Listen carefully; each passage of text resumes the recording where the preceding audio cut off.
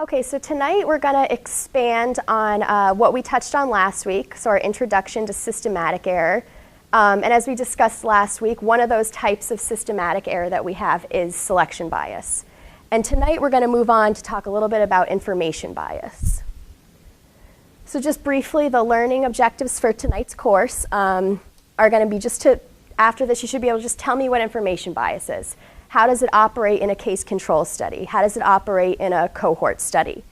And then also we have two types of information bias that we're going to discuss tonight. We have non-differential and differential. So you should be able to tell me how those are different from each other.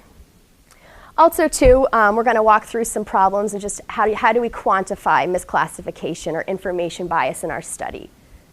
And then I think most importantly, if this is the last EPI class you ever take, I want you to be able to walk away and be able to evaluate information bias in every study you read. So ask yourself, how could it have presented itself in my study that I'm reading here?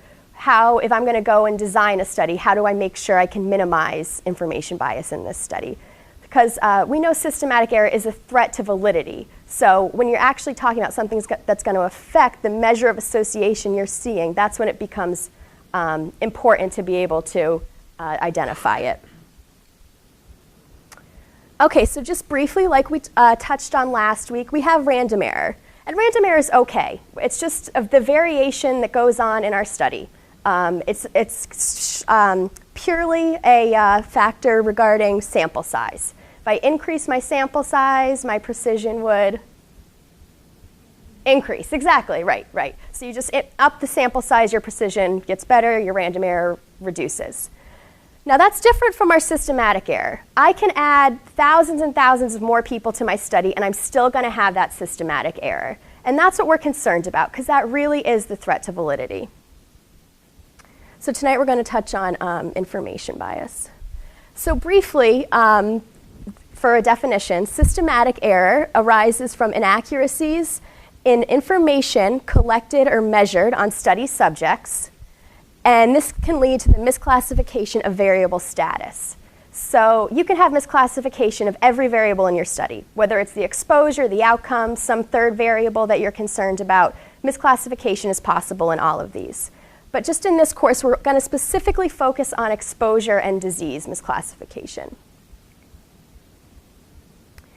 Okay, so like we talked about last week, selection bias is this problem where we're worried about who gets into our 2x2 table, right? We're concerned about, I did not select the right people for this study. They never made it into my 2x2 table. So information bias, we're not concerned about that. I have everyone. Everyone is in my 2x2 table. I just have them in the wrong place. So I didn't ask that question appropriately.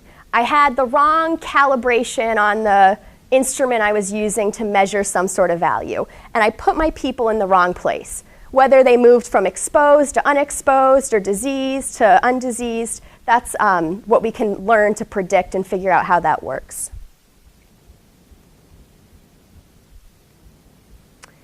Okay, so let's start off with non-differential misclassification. So non-differential misclassification means that the extent of the misclassification is the same.